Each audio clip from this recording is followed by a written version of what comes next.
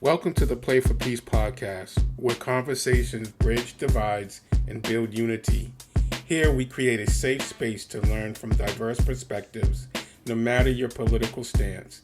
Together, we'll explore common ground, foster understanding, and strengthen connections between communities and law enforcement. Let's stand together for peace, progress, and purpose. We are all on the same team. Well, ladies and gentlemen, we have a treat for you today. One of my favorite guys. He's been doing a lot of work with us here at the Wealth Building Project, and he is the CIO of the Play for Peace initiative. He's worked in school systems. He's coached. He's played professional basketball internationally. Ladies and gentlemen, I bring you the Marques Houtman. Marques, welcome to the Wealth Building Project, brother. What's happening, guys, man? Long awaited. Pleasure, man. Pleasure. We've been waiting to get to you, man. You know, how we feeling? We're good, man. We're rolling through the holidays. We're getting excited. Right. I think something's going on in the universe because time's just going faster and faster. It's moving faster. I mean, we're already getting ready to be halfway through December. Like it's unbelievable. And as you know, we have so much going on, so much to do. We're kicking off 2025. With some initiatives, with the P4P initiative. And man, I'm just so excited and so excited to have an opportunity to work with you over the last 5 months.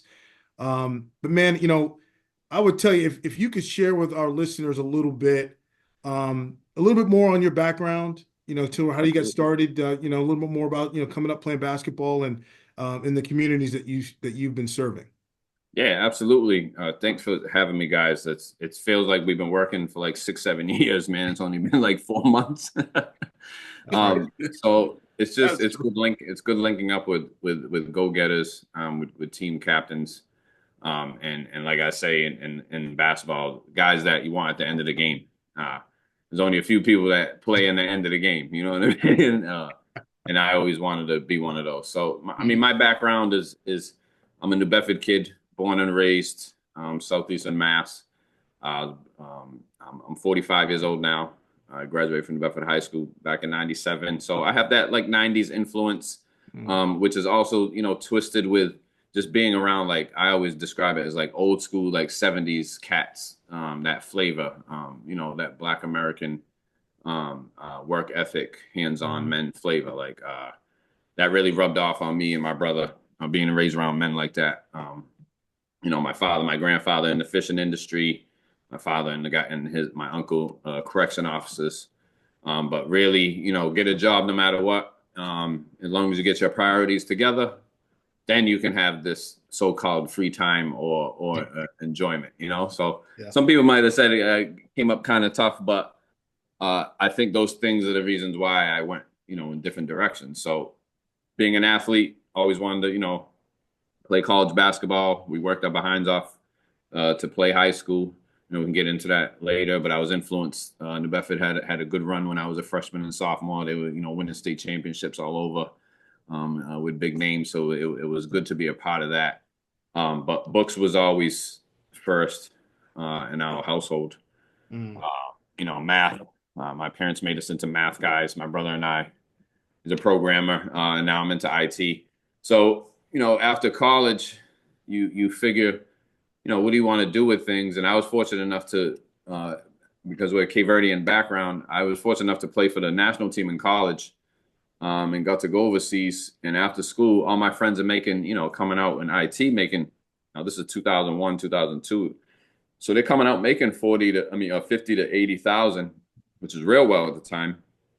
And I decided that I wanted to go get in one of these smaller contracts, because I was playing, against these professionals when I was an amateur. I knew the climb was different. I wasn't a 5-star athlete like that. You were kind of married to your position in the '90s. So like if you didn't really get where you needed to get, then you were kind of stuck. And my parents did not want me chasing, different schools. So it was just good to finish. But when I did tell them, hey, listen, I'm going to go try and play, they gave me the blessing, but they were also like, hey, man, make sure that, your bills get covered. So I did get the blessing, but what I always do now, and I tell kids and whenever I speak to different athletes or students, I tell them I wouldn't have made $1 playing professional basketball if it wasn't for the the hard work and all the tools and the discipline that I picked up from being in business school in college and Mm. being in business school and being an athlete. It really taught me that you do have enough time. You do have enough time, So if you can squeeze that in there, I'm very good on time management. I help a lot of people with that, especially with my digital marketing agency. I tease and say that I'm in the business. I do graphic design, programming, and organizing, but really in the business of just organizing people. Yeah. And I got that from shifting. You have to put a different hat on to learn statistics in college, and then still balance the being an athlete. But then, what's the most important part of college is hanging out. So you have to you have to balance all those, and luckily I did that. So if we were going out at 11:30, you might catch me at the library till 11:23. All right, after I said I was going to be there till 10. So it's one of those things that, and then when I was going to decide to be a professional, that's what was required once I learned. It was going to be some type of new discipline that you're going to have to do in order to get to a certain point. So I was up for it. No, no, that's great. I mean, I look back to your point, like you said, in terms of where you started, what was helping to shape you, as you became a professional, as you sort of got into the real world. What was the motivation for sports when like, was it that did your brother play? Did you like, was it just, did it start off in the Mhm. neighborhood, the getting on the school teams, or was there local, like, I say Pop Warner, but were there youth leagues, that Right. you sort of got started in? Well, I landed in a family of legends. So my aunt is one of the all-time leading scorers in Division III at UMass Dartmouth. My father, my uncle, all these guys played. So I hear stories of you know somebody feed that kid. 'Cause my father's playing pickup with his buddies, and I'm on the side in the carriage. So I was always on the court. But looking up to my dad could really, really play. He was humble. He got better later in life as a left-handed player, but he could really score and shoot easily. We just idolized him. Yeah. He was always there. I was fortunate enough to have him there. My parents sacrificed to stay together. Um, and they worked. I remember my mom having envelopes, putting $2 in it a week, because that envelope was for this aunt, that envelope was for the electric, this envelope was, and then have the systematic things over time where they would reach their goals.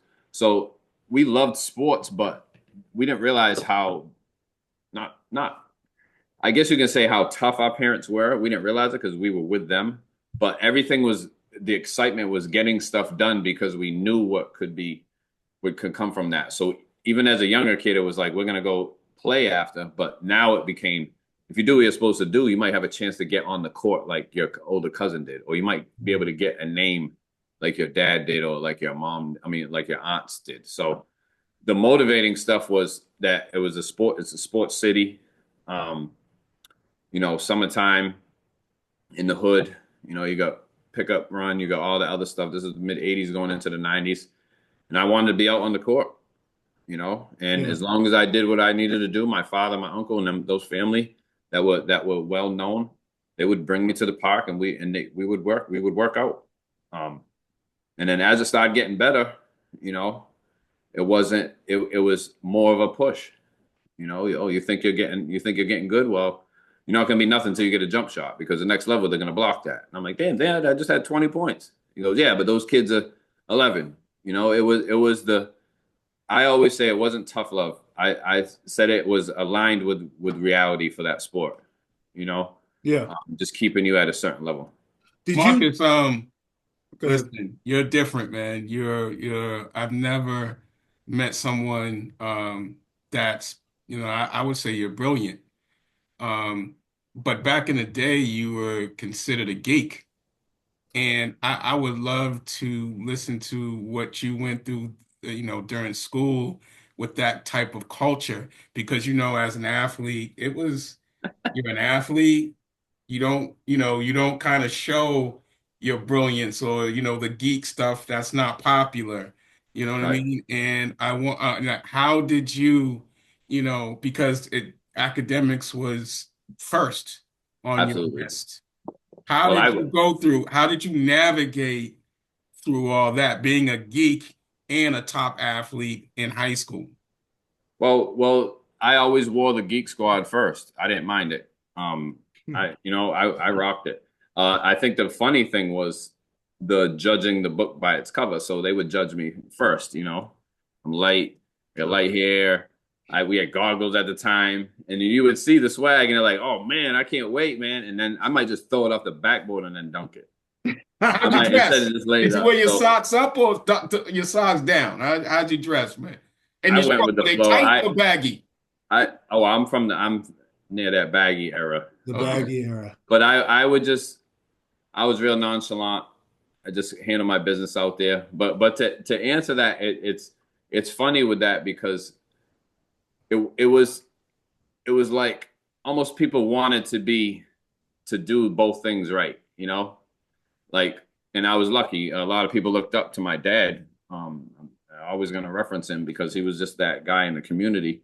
But as far as balancing that, it was like after a while, people said that's why he's having success. It's because of the Geek Squad, or it's because of the fact that they're at school every single day. Like we didn't miss a day. I couldn't just miss a day, and things like that. So looking back, we tease it, because when I was a sophomore, you walk the halls, and then all of a sudden, season comes and now everybody knows you. So there was a few of us that were like, it was crazy, man, because last year, the cheerleaders or somebody else, they were walking right by us. And now all of a sudden you get that jersey, and now they cheer for you. So, we always remain humble, but I loved being judged early. It happened throughout my entire career. I love being judged by a cover first. And always reminding, like you don't make me do it, but I'm out here for a reason. And chances are I have a sharper gun and a sharper scope than you. So like let's put it out there. So. It's funny. So Jeff and I both grew up in Mattapan. I was like, you mentioned like I was never like the smartest like kid. Like I worked hard. When I made that transition to Sudbury Public Schools, talked about this before.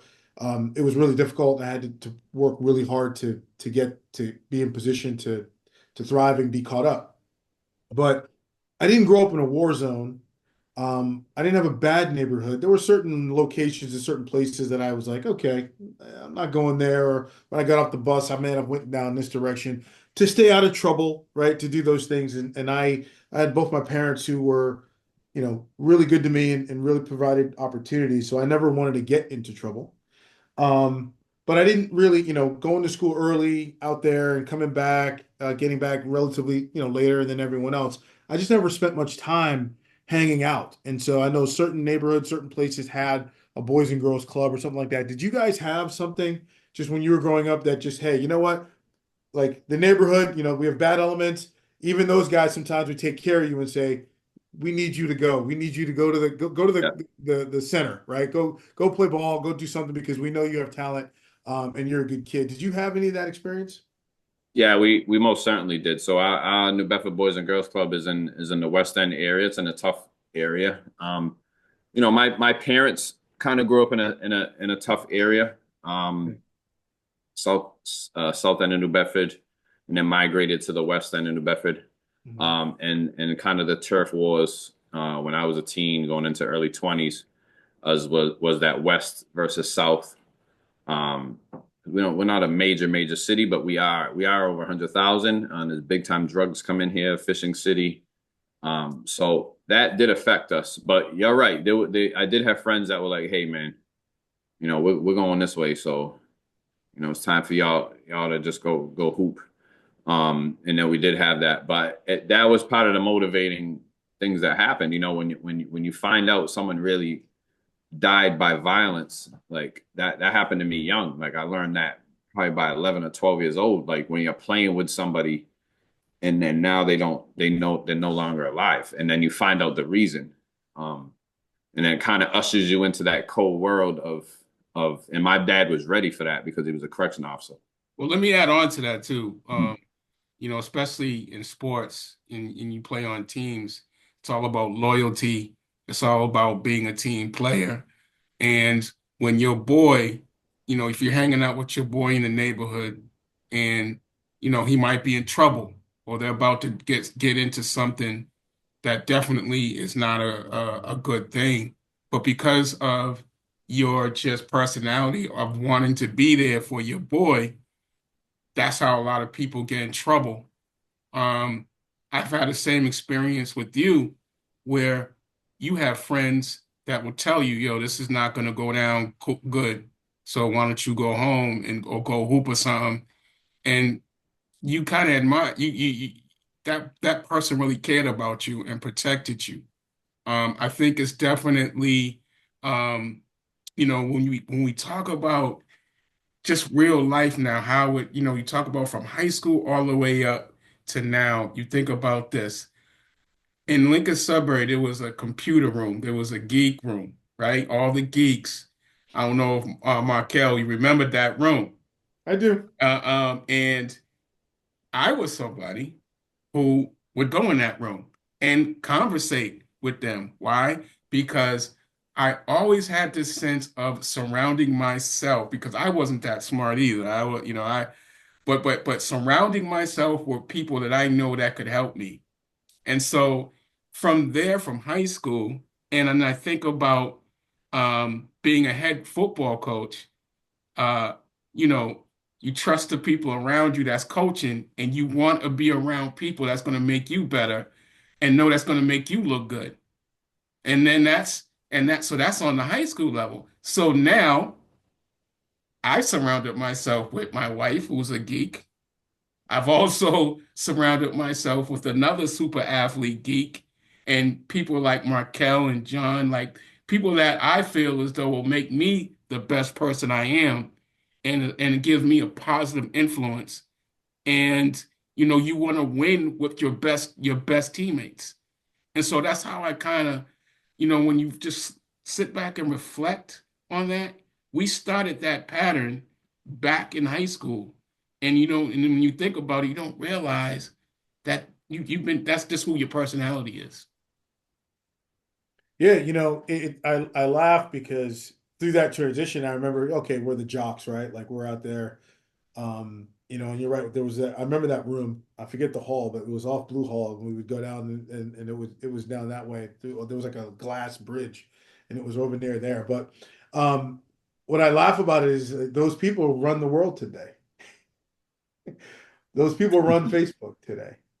And one of my guys, and he did play sports too, but he went off and went to Stanford and I think went to Harvard Business School and became, worked in a big software company and became a venture capitalist and was ranked in the top 50 venture capitalists in the country.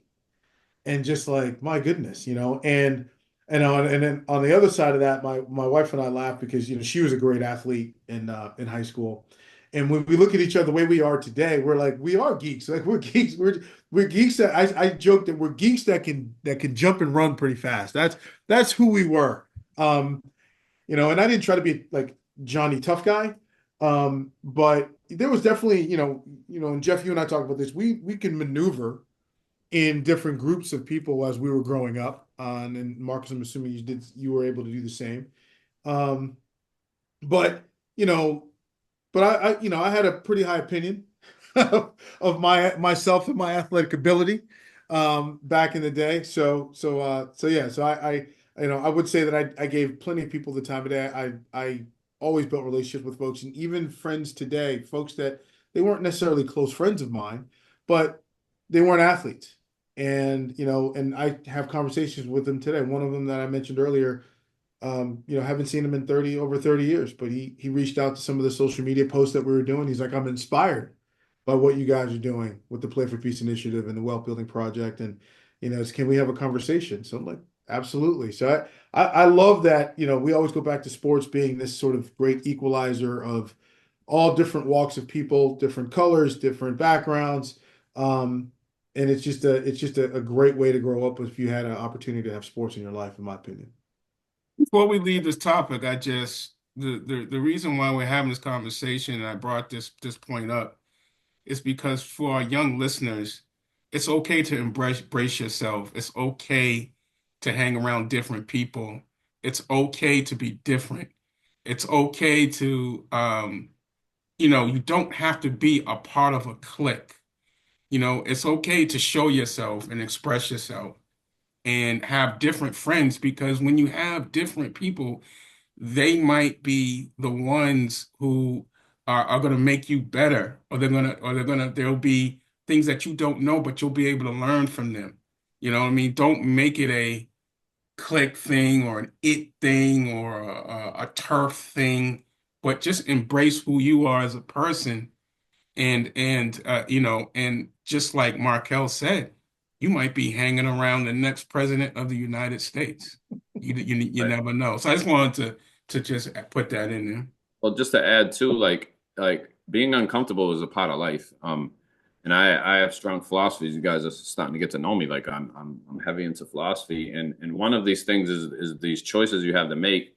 And we can get into it because it goes through everything. But when you're around different people in the different atmospheres or different environments, what it does is it allows you to, unlock things. Like I think a lot of things that kids request, like being back in the classroom now, I get to talk to the teens, and they have to invite and go on the road of discovery, not on the road of acquisition. Like a lot of people want to grab things and think that their completion comes from stuff that is outside, whether it's acceptance or money or what have you. But what you need to do is all the things are inside you. It's like a video game, you know, like you have to get to certain stages, and then it unlocks.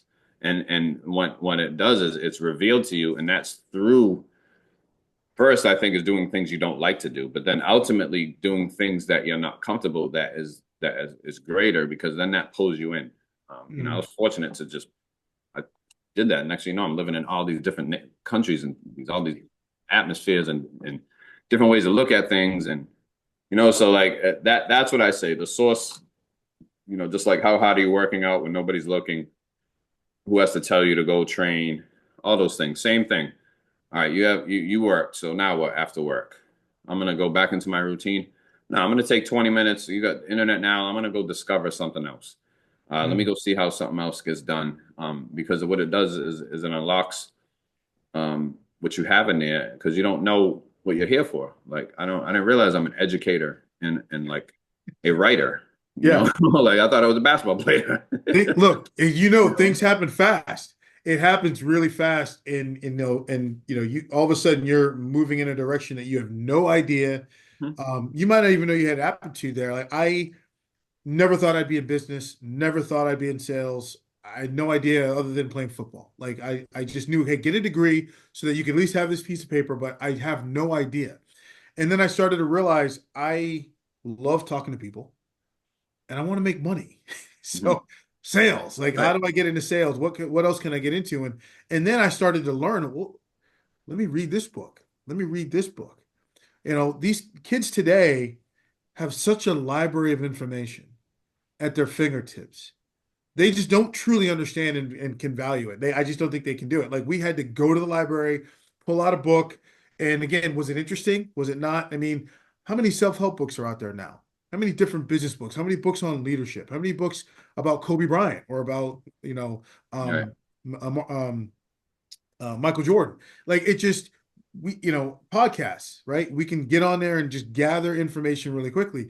So, I love that. And I want to encourage, our anybody, really everybody, but definitely our kids and our youth that, take advantage of this stuff, and try to learn what it is that speaks to you early as possible. Yep. It's not always prevalent. You're not always going to know, but the faster you figure that out, the better decisions that you can make with that data, right? Then you can start doing things like what we talk about, creating wealth for yourself without having to be, oh my God, I have to be so rich. I have to be this and that. It's just like, look, if you make some good decisions, you just live a pretty good life. And, all of a sudden at 35, 45, you've got good money put away. You don't have to stress out, or if you get laid Right. off or something like that. So it gives you options to start thinking about some of those things earlier.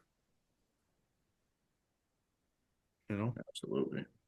Absolutely. I wanted to get into Marcus like now. Like, what do you like the community work, the work that you're doing, your dedication. Can you talk a little bit about that, man? I met you 4 years ago, and I met you on the island, Martha's Vineyard boat to the basket. You came, you came over with a bunch of kids from New Bedford. You and I started speaking, and that's when I realized you were a geek, by the way. But Hey, but you're committed. Your commitment is something that's how we connected. So talk about what you're doing in the community. well, one day I'm walking through Europe, and I'm sitting there, and I think it was after practice, and we're just talking to like a couple of the locals, and I just noticed how that they gravitated to me automatically before they kind of knew me because of basketball, because I was American, and because how I handle myself. As someone come up to me and said, "You're a cool American." I said, "Man, what's that mean?" I'm into philosophy. There's a lot behind that statement. He goes, "Well, most Americans come out here and they just, play, get their money, and kind of go home. Mm. Like you're out here hanging out and all that." I said, "Well, I'm here, but what I realized out there is for me to get where I was in that moment, a lot of people there was a lot of people that were a part of that, um, from family to coaches, um, friends, experiences, good and bad, but more importantly, before I was a teenager, my family, the boys club, all these guys, these 70s cats. I always say that all these OGs that would just be around, like that look out for you, but that'll be all over you. You know what I'm saying? Like if you mess up, they're really on you. But if you do well, they're gonna let you know. So when I was out there, I went, you know what? I owe certain things when I'm done. Mm. Like I owe, So every year I put a team in at the Boys and Girls Club. And I get offers to coach at all levels. My college teammate from Stonehill College is Sean Fine. He's the first assistant for the Clippers.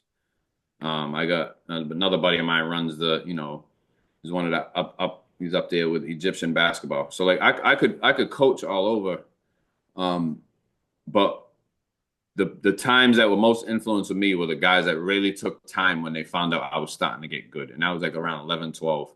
And it was little things where they just would like, listen, let's just go shoot. Or you should play in this tournament this weekend. Or you should like little things like that. And it was just more opportunities. So like that's really the drive behind where it's like, hold on, man, I have enough time. I have the access.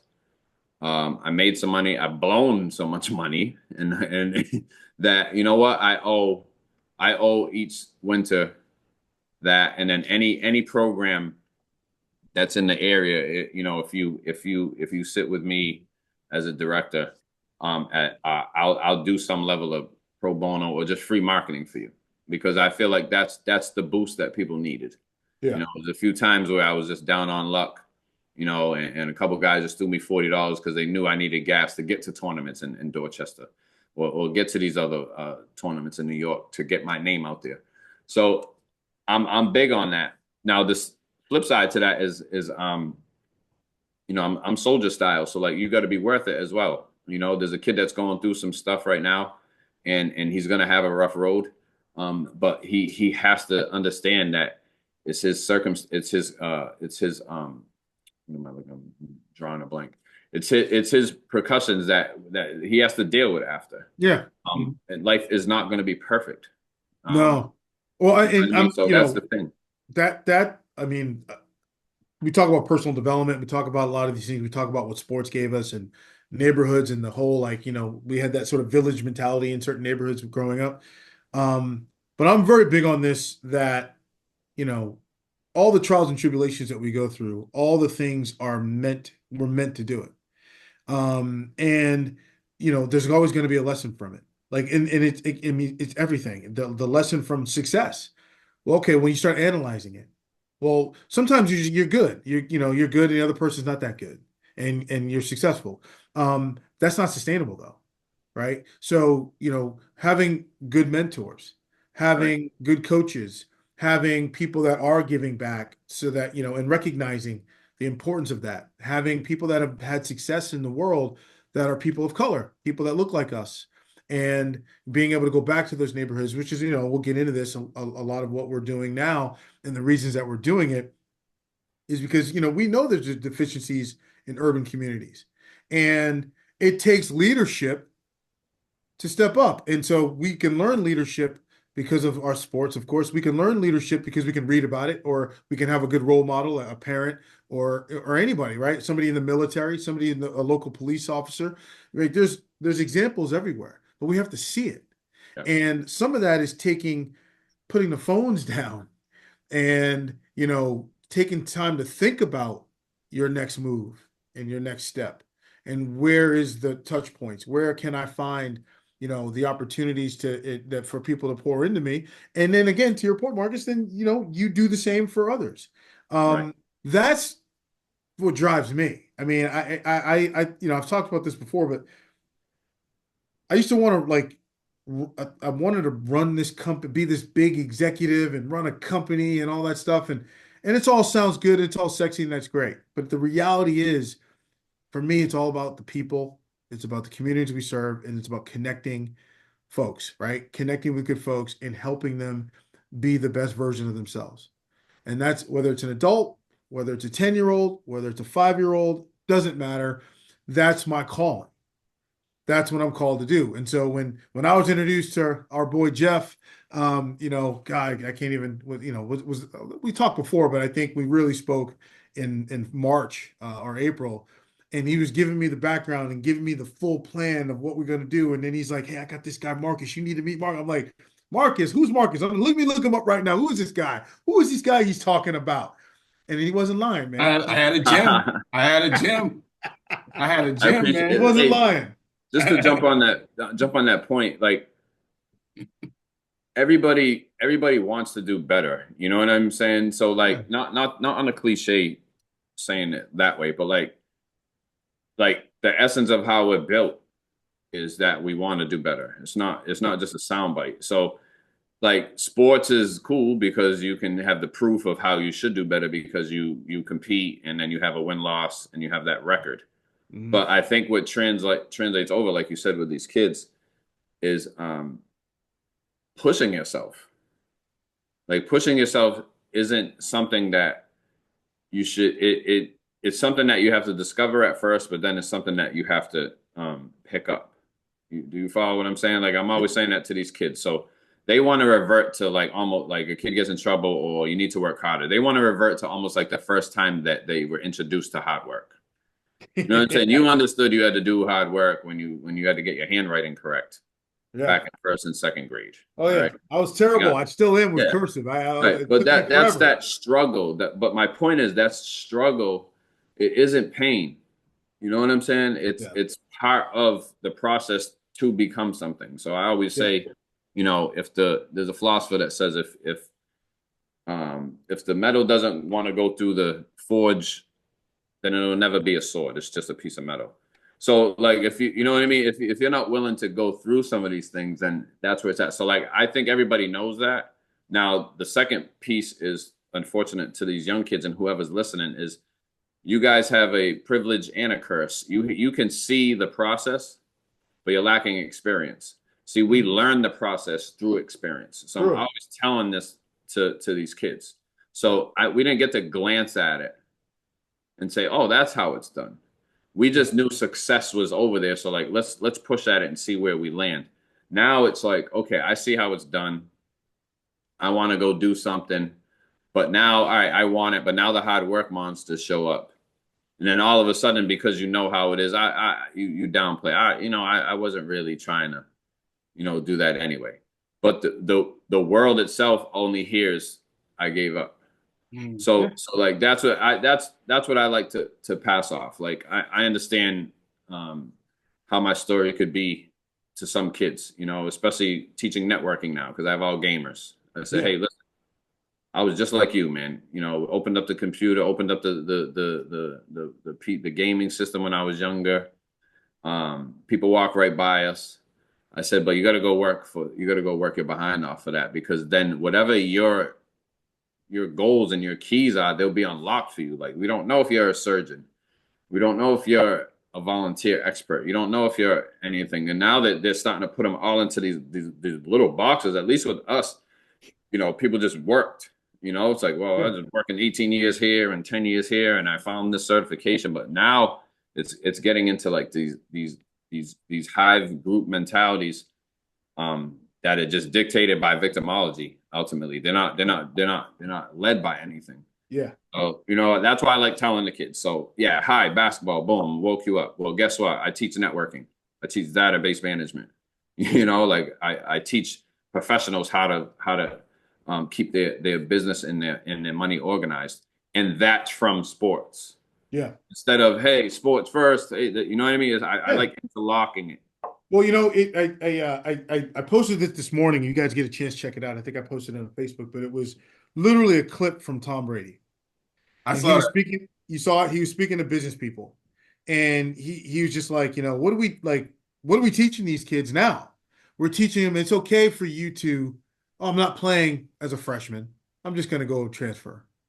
I'm just gonna go quit. I'm just gonna go over here. And I've seen situations in the short time that we've had the transfer portal, overall in college football, that I've seen kids getting to the point where they're transferring so many times, those credits aren't following them. And now they squandered the opportunity. Now they're not really ever getting on the field and they're not graduating. Opportunity And waits. and your work ethic. How does your work ethic measure with somebody who stayed 4 years and worked hard? Right. Can I I, mean, can I add and on to that? They treat it like, it's AAU. The AAU culture, everybody's jumping to one team to the other, yeah. and because they want to play with the best players, and they're actually starting to use the transfer portal like that. I mean, it's And it's the minuscule. The girlfriend had a drink with the old guy over there. I'm out. I'm done. Like, it's that bad. It's not it's not like legitimate. Like, so what's the prize? I'm a big scope guy. What's the why are you in college ultimately? This is Yeah. football too. Basketball is a little bit different. Like, you can take over a game, but like football, you got to be mentally, physically prepared. The stars have to align. All of it. And then you gotta tiptoe through this injury minefield. So it's like it's for them to just move around like that, and then the short term. I trained with NFL guys over the years, and their careers are season and a half. Yeah. And most of correct them, that Many. though. How do we, how is it that we can tap into these kids because it's headed into this direction? So what would you do? I mean, what can we do? I know when I think about it, it starts from young. It starts from us being mentors, us being role models, and really, it's our responsibility to have these conversations with these kids. But Yeah. what would you say, Mark? Like, how did you handle that? well, first we need to psychologically be in reality. So like 0 to 5 is where it all starts. So we need to have care and compassion, but also truthfulness for how for what the kid's experience is from 0 to 5. Like if they land in a home that isn't loved, if it's abusive, what have you. All right. So wherever they are, because I feel like education, we're coming to a halt where for a while it was the parents raised them right when we were coming up, so that it's great, and then now there's this shift where it's this blame society. So like Mm. nothing's getting done, but like I tell my students, hard work is not going anywhere. Yeah. Accountability is not going anywhere. So like my solution, just to answer your question, like in a short term, is being the most truthful that we can with the students and kids every chance that we get on every single subject. So like the kids get a little bit irritated with me because there's certain things that I just will not let go, Yeah. and that's like, and it's because you want to be a certain type of individual at some point in your life. All right. So I have a philosophy in my classroom. It's called +10, -10. People can use this for their own self, especially is it's basically an emotional check. So playing in ball, there was a game called +7 -7.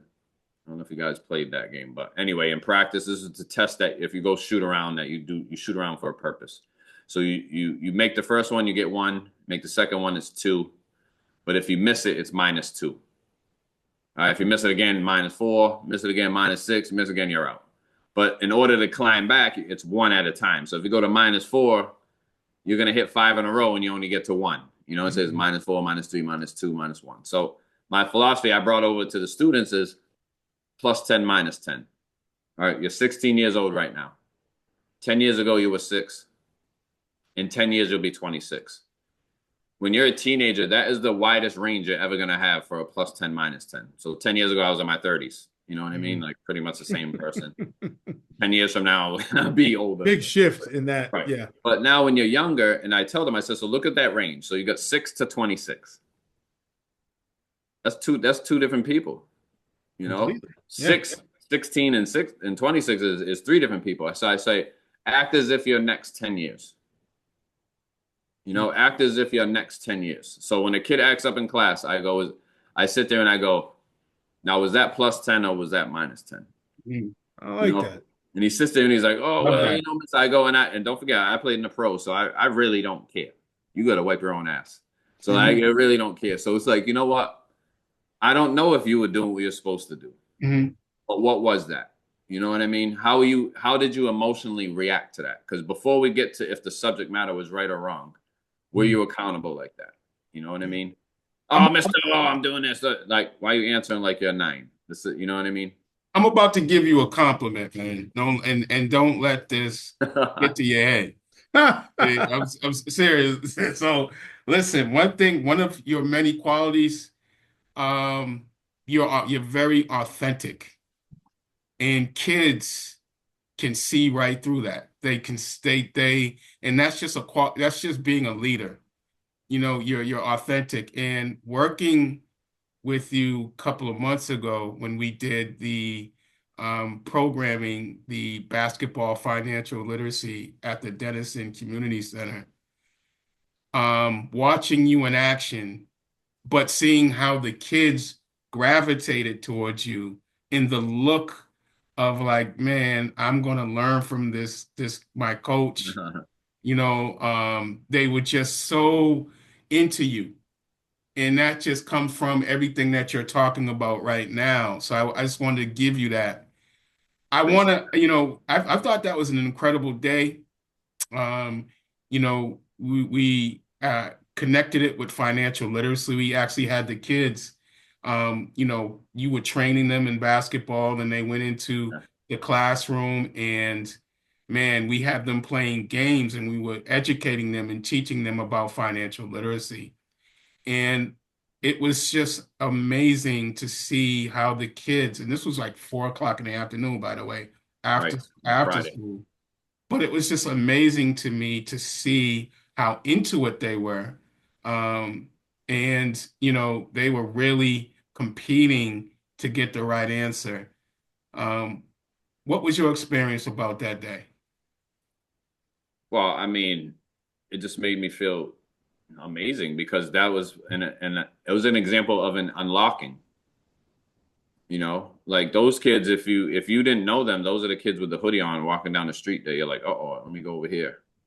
But now they're in the gym and the atmosphere, they know I'm no nonsense. They know that I will do anything for them.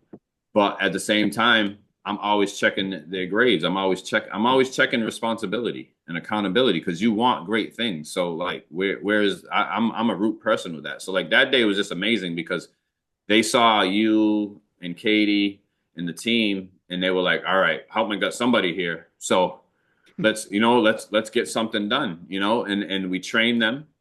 And then when you guys did the Jeopardy, I was going to sit in at first, but I was like, you know what? I said, these kids need to meet people, so they know me. And then when I came back around like 10 minutes later, and they're yelling and almost arguing to do the answer. Yeah, that's an unlocking to me. All right, because that's been inside of them. Yes.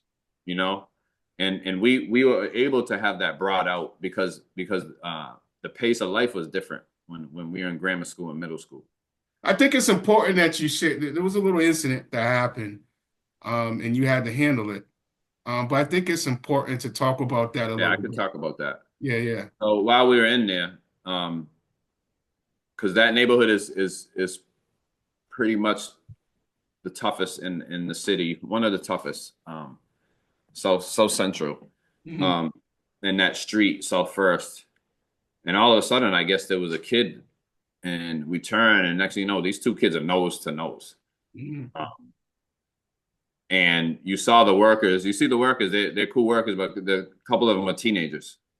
So it's different if you're trying to break up a fight with kickball, Hmm. uh, with with grammar school kids. But when I saw the faces, I saw the faces first, actually, of the mentors. Hmm. And then I went over to the kids. So one kid scattered off and left. And then the other kid who was a little bit older, he talked to me. He said, well, he's saying he got a gun. He's saying he got this. I was like, all right, time out. So we just went into, auto mode and we cleared out the other. I told the director, we cleared that out. We, took a look outside, but the other kid was still in there. I guess he was a little bit too old to be in there. So I went, I got to go talk to this kid now. This kid was a tough kid from Haiti. Um, Good 6'1", can tell, not afraid of anything. Yeah. But on my approach, he can tell, like, I could see that he was like, all right, I got to talk to this guy. So I go, what are we doing? You know what I mean? He goes, well, no, it's nothing, nothing with that kid, and he ain't gonna do nothing. It's like one of those conversations. So the correction officer family side of me, I said, man, take a little walk with me over here. Yeah. Just Yeah. autopilot. Yeah. And I said, all right, listen, with all due respect, they might be doing something, but you're doing something because that experience also is yours.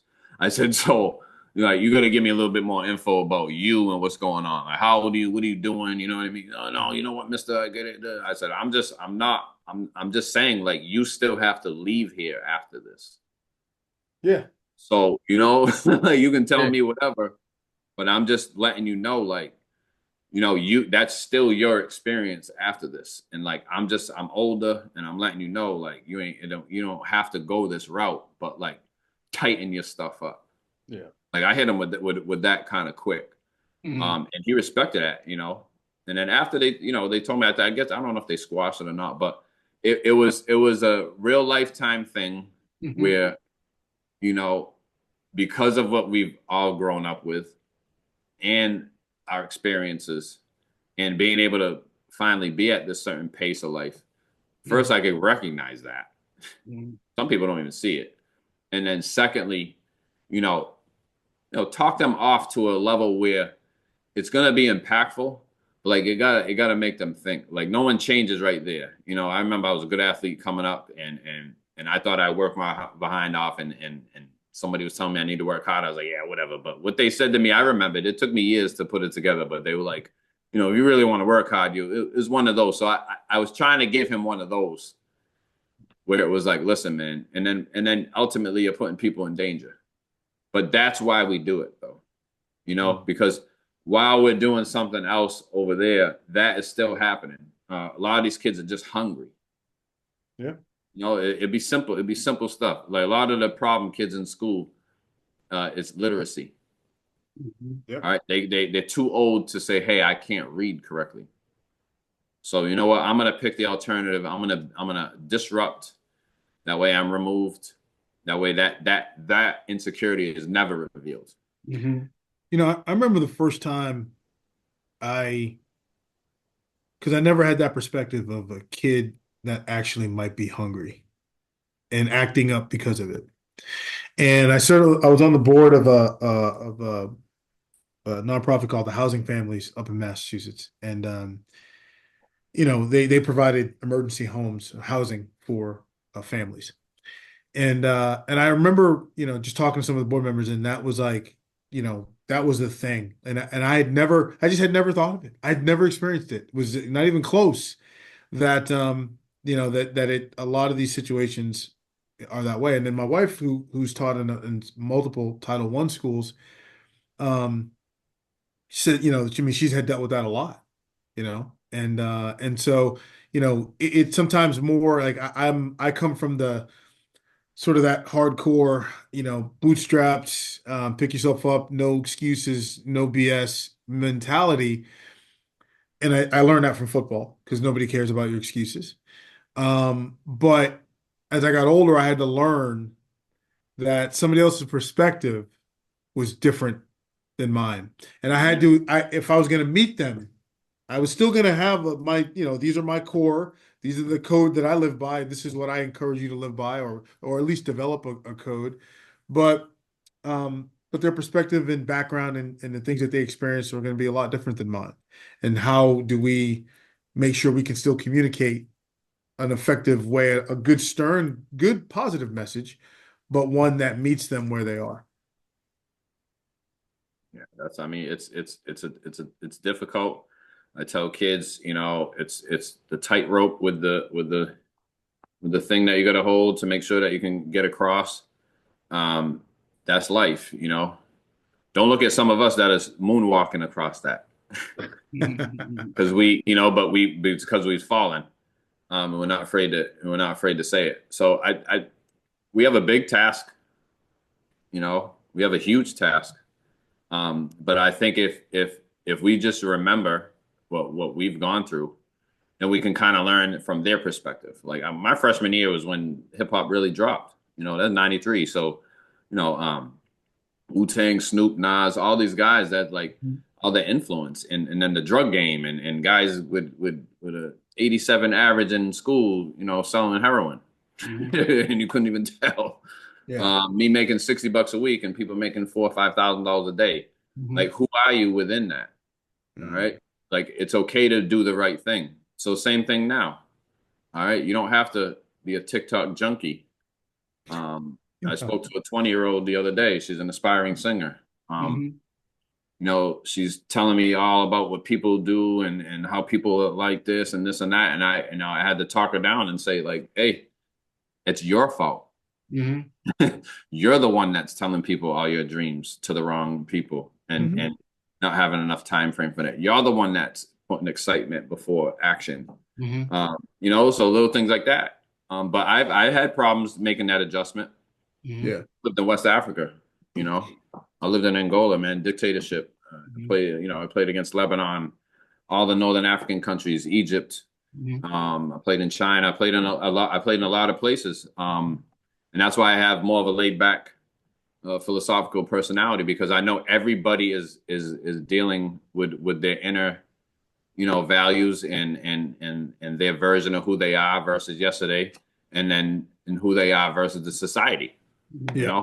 So I invite that, and I like giving the experiences, and I love reminding kids that I'm from the beast era. I'm going to get something done, and I'm excited to be accountable, and if something's difficult, then I'm in the right spot.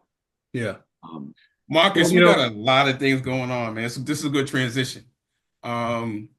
Wait, before you do that, I just wanted you had asked that question, and I just want to throw out there, you said, what can we do? Yeah. What else can we do to get through to the kids? And I think number one, we're doing it, right? Like when we incorporate not only just the educational piece, we're incorporating the athletics, we're incorporating the competition as for learning, and that all comes with the discipline and the accountability to it. So that personal development, it doesn't stop. It doesn't stop when you stop playing sports. It doesn't stop, right? Like you always are looking at, how do I get better? How do I surround myself with the right people? How do I push myself to be in uncomfortable situations so that those uncomfortable situations become comfortable? And it never stops. And that's how you live a whole life and how you push through. So I just wanted to throw that out there as I think we're that's what we're doing, right? We're doing that for these guys as part of our curriculum. Well, man, that was actually as part of the question I was about to ask Marques. Like I would love for him to share, what your intentions are. You talk to me all the time about, what we're going to do, the big things that we got in the horizon that we're going to do for our community, for the country, for the world. So can you share some of your ideas, which is not really an idea, it's things that are happening, Can you share with, what some of the things that you want to do on an international level and connecting to what we're doing here in the United States as well? No, absolutely. I think so for P4P and the Wealth Building Project, like I'm just so excited just to be a part of it. Like, first of all, first and foremost, being a part of something with substance, with organization, and ultimately with people who are polished. I think that's the best effect for youth. The second part is you're giving me like full autonomy. You're like, hey man, you know the digital stuff. Let me know what we can do. And once we started doing that, and we have this online programming, it just so happens that we're aligning with the market of online learning, which is great because this is what's going to quote unquote fix some of these kids. So I'd say from the advent of the smartphone, like if we fast forward 50 years, we're going to look back from 2008 to 2025 and can't believe what we did to minds, and can't believe what we did to young minds. But the way that it's going to work is there is an advantage to this addiction to technology, is the fact that we can transition them over to learning and being autodidactic, like self-learners, like taking that initiative and going, hold on, I'm going to go learn this. Right. I tease my students all the time and tell them, you're already doing it. You just are doing stuff that you like and that wastes your time. You just need to transition it over to something that benefits you. So with us here, we're doing our online learning, but the whole world is the same exact market now because of the internet.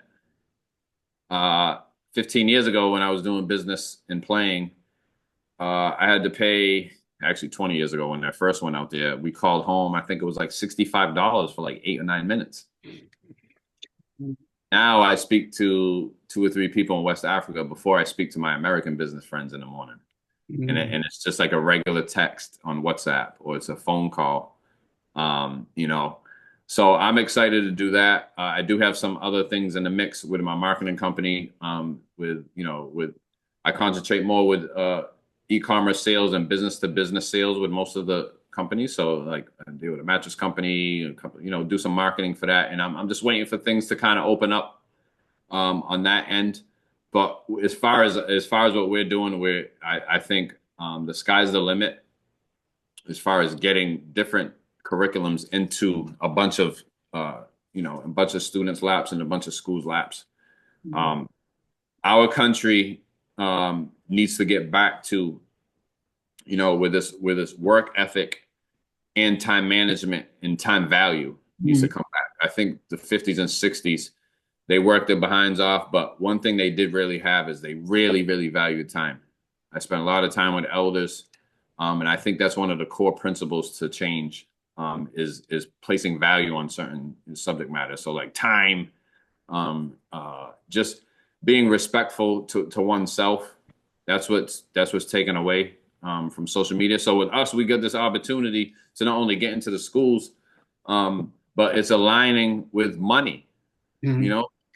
With just plain money. You want something, you need money. The kid learns that real young. So I think Jeff being a good GM, because that's the biggest part of the business. It's not the idea, it's not the money. It's can you put that team together? Yep. Can you manage that? And can that team see your scope and see your vision? And I think that's where you really excel, because I think you were kind of born for that, as far as an organizer. But like now that we're getting into this stuff, and kids are gonna have a reason, because what we want them to do is we need to sneak in responsibility, because it's every single place you go, whether you're at work, whether you're at home, whatever, whether by yourself, you got to be a responsible individual. So I think this is the way to do it. Like seeing those kids excited at Denison, talking about money, arguing, getting questions wrong. What they're doing after is when they go see a price, when they go want something, instead of just saying, damn, I can't have it. Now that you're slowly starting to understand that it's part of the way the world works, and there's a certain flow to things, and a lot of that has to do with finance. But you can't just throw it at them with people who just have nothing. you Mhm. know, because now, you know, it's just not fair. The Mhm. fair way is to teach them, and to show them, that, you know, if you are organized, if you are respectful, and you do kind of respect this pace of life, Mhm. then you can have an opportunity to go mess with these goals. It's not guaranteed. Mhm. Um, you know, because we're dealing with a lot of non-athletes. Don't forget, everybody played sports until 11, 12 years old, boy, girl. Um, so sports is the best thing, man. Just being a part of a team, whether you're good or not, winning and losing with a team, the start and finish of the whole entire season. You know, the responsibility of practice, like all that stuff's out the window now. So like we almost have to sneak that stuff back in, because I remind students daily that it's not going anywhere. Like no matter what society tries to tell you or family tries to tell you, um, the hardest workers are going to be at the top. Mhm. Um, the most successful people that earn the most money are going to be next to the athletes and next to the hard workers. So it's a tough task, you know, as long as we don't think that we're the ones that have to fix. Mhm. But as far as like what we're putting out there, I think it's a grand opportunity. And then, like you said, to see people of color, to see people, and it's not just about color, economics, really, you know, to see people with the same economic background Mhm. climb out of that, and understand it doesn't have to be $50 million, Yeah. but you can manage your. Once I found out that you just got to keep everything about 6 months away, Mhm. I went, oh, all right, that's a step that's accomplishable. Mhm. Instead of I need $2 million or I need $10 million. It's like, no, hold on, man. Let me start saving. You know, let me steal for myself. That's what I want to going to be pushing a lot as we go into the field. Mhm. Like steal from yourself, man. Like don't even let the whole 2,000 get to your bank. You know, chop that up. You know, only let 350 go to your bank. You Yeah. know, see how long it takes you to tap into the savings, even if it's $30. You know, like push off 3 or 4 days. So those are the little things that I got had to adjust back to, because I was only getting, you know, sums of money, Mhm. um in order to get back to that pace. So guys, I'm excited when it comes to educating students, because I am an educator, but then this program kind of lets us kind of do our own thing, and really push and get students in front of a Markel, or someone that has this experience. Or uh, John Berry, yeah, these guys or Katie I- Venter. You know what I you know, how mean? do you get the We have doctor next to your name? How what do you mean you can sell insurance in multiple states? yeah, What do you know, like little things like that. Yeah. Instead of how come you can shoot from there? yeah. You know, well, you gotta shoot, you gotta work on your jumper. I get it. But then they're not gonna get to know you, you know? So I love the sports introduction, and Mhm. then I like kicking them. I like kicking them right into educating, and then ultimately self-education. I Um, love I love the compliment, and it is going to go to my head for calling me a good general manager. Yeah, it's going to go to my head, but I'm going to take the only credit that I'm going to take is my hat and the sweatshirt, the gear that we're wearing. I love it. Listen, this handshake, it means everything to us at the Wealth Building Project in the play for Support us. We got PCDC. some good marketing campaigns coming up, Yeah. where you can get some gear, where you can take some courses, but ultimately you can really help out. Um, But this is a symbol, man. We started a movement. You know what I mean? This handshake is really what this is all about by bringing people together and uniting. You know, and that's really what it means for me. And my last question to you is, what does the handshake mean to you? oh man, well, handshake, man, it's trust, it's contract. All Hmm. right, it's the first level. It's offering, Hmm. offering yourself in a handshake. Um, you know, and if you go back in the day, that's all it was. Hmm. That's all you needed. You know what I mean? Big Handshake. deals. The shake on it. Well, our secretaries will go do the paperwork later, and we don't even have to go over it. Hmm. So that's the underlining thing of what's going on in this world. And I think you pinpointed it, Jeff. Um, you know, with your opening statement in the videos Hmm. saying that, not all cops, well, Hmm. not all this or not all that. Like, let's get away from this group hive mentality, and let's find out what's really going on. And what I'd like to add is, what are you holding that you haven't unlocked yet? I love that. You know, because like God puts stuff into you, that it's we're on this video game board here, and you're gonna have to go. It's like Zelda. You're gonna have to go back in and out of the same building. You're gonna have to do the same things for a little bit, but eventually you're gonna be somebody different coming out of that. If you can grind out. So like that's what I think with that. Definitely, you know, racial tensions, economic tensions, policy, the world changing. Um, like we tell the kids, the world, we're here. It's the world. You know what I mean? Like it's real. It's not something to be afraid of. But let me tell you something. It's tough. You know, I lost my mom this year, and she always would remind me, the world's tough. Mhm. You know, it doesn't care if you're happy. Mhm. It just wants you to do what you say. And I've been saying that a lot over the last few months, because that's something that she always said. You know what I'm saying? Like happy, you might get a little piece of happy later, hopefully. But like, why don't you just get out there and do what you say internally, Yep. all right? Because somebody's always watching, and then you gotta make sure you have time to help people. Awesome.